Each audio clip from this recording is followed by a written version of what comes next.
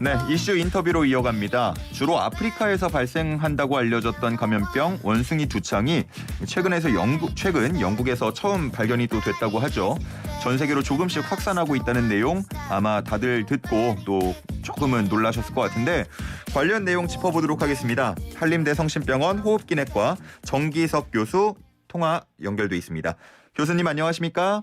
네, 안녕하십니까? 네, 일단은 코로나 10,000명 이하로 떨어졌다 이런 얘기 막 나오기 시작한 때 원숭이 두창이 전 세계적으로 의심 사례가 나오고 있다라는 소식 함께 전해지면서 많은 분들 놀라셨을 것 같은데 일단은 원숭이 두창이 어떤 감염병인지 설명을 해주시죠.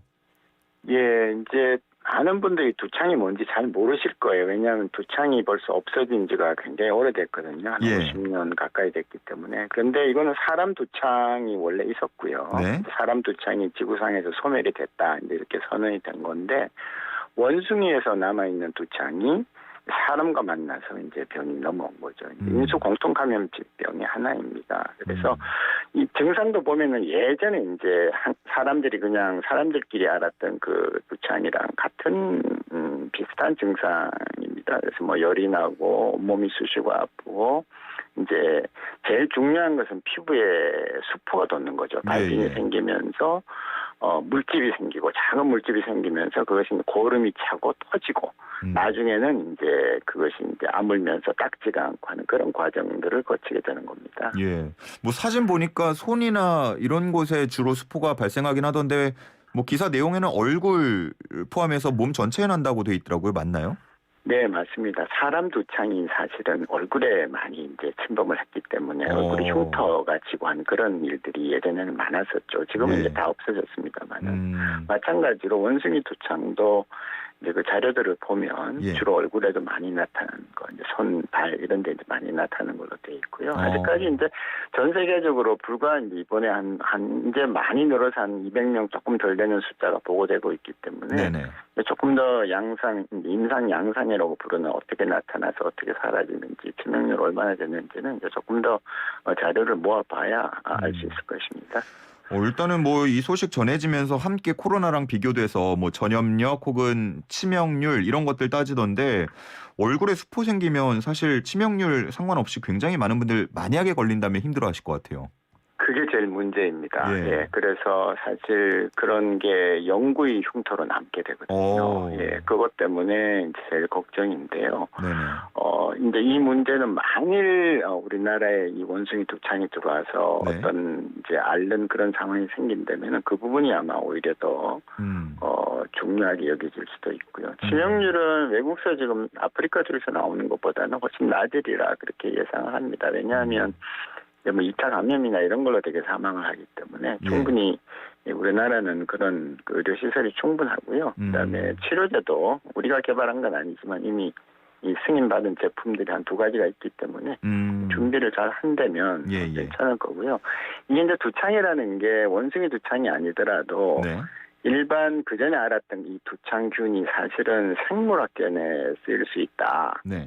생물학적 테러로 이용될 수 있다는 것 때문에 질병청에서 상당히 준비를 오래 해왔습니다. 제가 본부장하던 2016년, 17년도에도 준비를 많이 했었고요. 그래서 예방주사를 준비하고 특히 이제 백신이라는 1, 2, 3세대가 나눠져 있는데 3세대 백신의 플랫폼을 그 당시에 질병청에서 개발을 해서 미국 것까지 이제 다 얻어놓은 게 사실 있긴 합니다. 지금 보도로 나오고 있는 뭐 3,500만 명분 준비가 됐다 하는 백신이 그 백신인가요? 그거는 아니고요. 그건 또 다른 건가요? 3,500만 명 준비는 좀 어려울 겁니다. 왜냐하면 이게 우리나라에서 지금 만들고 있는 백신이 있어서 가능은 하겠지만 그 우리나라 백신 아직 2세대 백신이거든요. 근데 왜 세대를 나누냐 하면은 이게 백신 만들기가 까다로워서 일부 백신은 맞으면 그 병에 걸립니다. 백신을 맞으면? 살아있는 바이러스를 직접 사람 몸에 넣는 거거든요. 그래서 이거를 3,500만 명이 정말 마련이 되어 있는지 제가 확인은 못했습니다만은 그렇게 많은 사람한테 대량으로 들어가기에는 아직까지 좀 안정성이 좀 문제가 있고요. 3세대 백신이 제대로 개발돼서 확실하게 우리가 가지고 있기 때문에 그거는 조금 더 안전성 면에서는 좀 더 희망적이다 그렇게 보고 있습니다. 예, 지금 뭐 기사로 통해서 전해지는 거는 이제 천연두 백신이 예방에 뭐 효과를 좀 보이고 있고 85% 정도. 그리고 이 천연두 백신이 3,500만 명분 정도가 비축이 돼 있는 상황이다 이렇게 전해지고 있더라고요.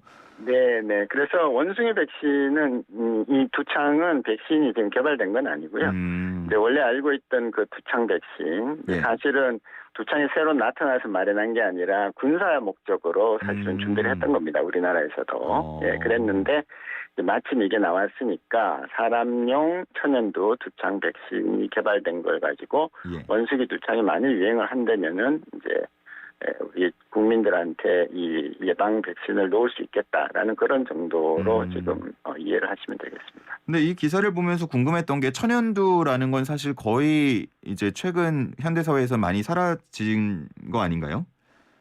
지구상에서 소멸됐다고 선언한 게 예. 1980년 정도로 기억을 하고 있고요. 우리나라에서도 70년대에 사라졌기 때문에 예. 이제 젊은 사람들은 이 병을 모르죠. 저희는 예. 어릴 때 이 병을 앓은 분들을 꽤 많이 봤었습니다. 네네. 근데 이게 백신이 3,500만 명분이 비축돼 있다고 하니까 왜 이렇게 비축이 돼 있었던 거지라는 궁금증이 좀 들더라고요. 이게 이제 그 생물학적 테러 때문에 그렇습니다. 그것 때문에 아까 말씀하셨던 부분 때문에. 예, 생물전이 생기면 혹시라도 이 바이러스가 이게 이제 그 공격의 대상이 되거든요. 예. 어느 나라든 간에. 이제 저희는 아직 그래도 지금 전시 상태, 휴전 상태에 있는 나라이기 때문에 여러 가지 그런데 대비해서 사실은 군인들부터 먼저 이 백신을 좀 마치고 만일 이게 문제가 되면은 전 국민들한테 백신 접종을 해야 되겠다라는 그런 개념에서 제가 3,500만이나 준비하고 있는지 몰랐는데요. 예. 그렇게 많이 준비하고 있다면 안심은 됩니다만 역시 안전성 문제, 이 문제는 한 번 더 짚고 넘어가야 될 거라고 봅니다. 네, 혹시나 이 청취자분들의 오해가 없도록 원숭이 두창의 효과를 보일 수 있는 천연두 백신이 3,500만 명분 비축이 돼 있다라는 내용이 지금 기사를 통해서 전해지고 있다는 점 짚어드리고요. 이 그 원숭이 두창 전염과 관련해서 어떻게 전염되는가 이 부분에 상당히 많은 지금 얘기들이 나오고 있는 것 같아요. 뭐 신체 접촉, 성관계를 포함해서 그런 걸로 전해지는 것이냐, 아니면 호흡만으로도 전해질 수 있는 것이냐, 전염이 될 수 있는 것이냐, 지금 어떤 상황입니까?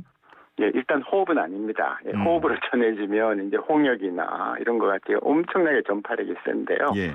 호흡은 아니고. 호흡 아니고. 예, 환자의 몸에서 나오는 여러 가지 바이러스를 포함한 물질이라고 생각하시면 되겠습니다. 침이 되겠죠. 침, 예, 비말 침 같은 거.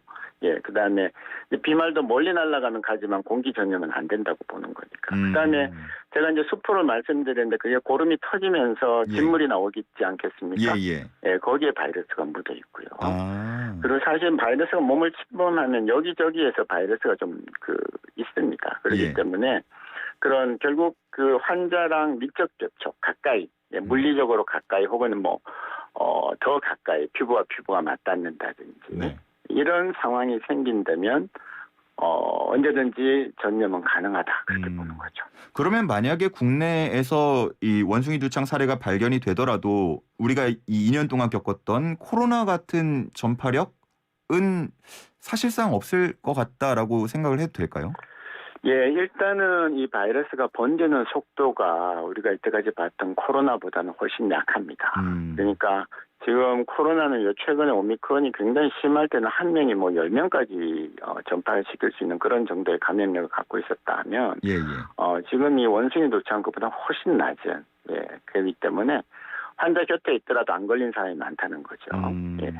그다음에 이거는 무증상자가 아직까지 그 자료가 안 나오는데요. 워낙 얼마 안 되니까 과거에 그 자료를 보면은 무증상 감염이 한 20% 이렇게 좀 자료가 있긴 합니다. 그것도 역시 코로나에 비해서는 굉장히 낮은 거죠. 예, 결국은 사람이 발병을 하면 열 나고 조금 지나면 이제 수포가 막 생기니까 누구든지 알 거 아닙니까? 그러면 스스로 격리하고 또 국가에서 잘 관리하고 이렇게 한다면은 코로나 같이 모르는 사이에 서로 퍼지는 그런 일은 적기 때문에 대규모의 팬데믹으로 갈 확률은 상대적으로 매우 낮다 이렇게 보고 있습니다. 그 수포 같은 경우는 이게 원숭이 두창이 자연 친화되는 경우, 자연 치료되는 경우가 많다고 들었는데 수포도 이렇게 자연적으로 사라질 수 있는 건가요? 네, 저절로 다 좋아지는데요. 문제는 수포가 터지면서 저절로 터지면서 상처를 남기잖아요. 아, 예. 그러면 그 흉터는 사실은 남을 확률이 많죠. 특히 이제 어떤 분들은 흉터가 잘 생기는 분들이 있지 않습니까? 이제 그런 분들은 흉터가 남았을 때는 한두 개면 뭐 요즘 성형은 되지만 온몸에 남았을 때는 그것도 불가능하죠. 그런 부분이 특히 좀 걱정이 되는 입니다. 네, 후유증 관련한 뭐 자료도 있나요? 혹시?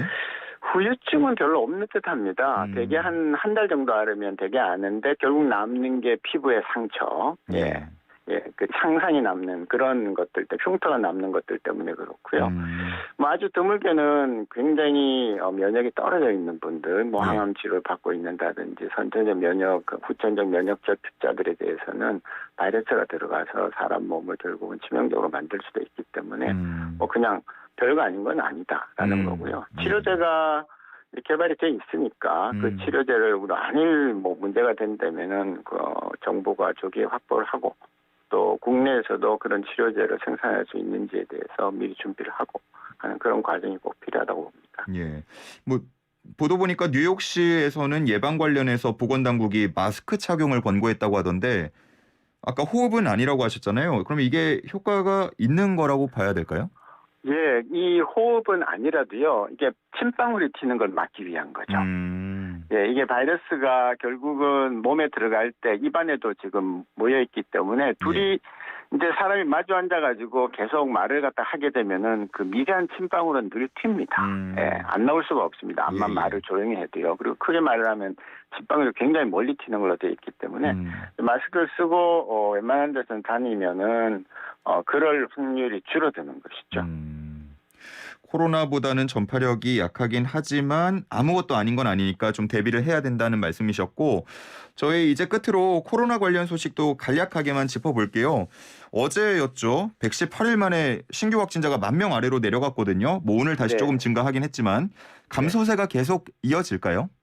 예, 저는 이렇게 해서 한 6월 달쯤 되면 상당히 안정된 숫자로 여름을 지날 거다 그렇게 보고요.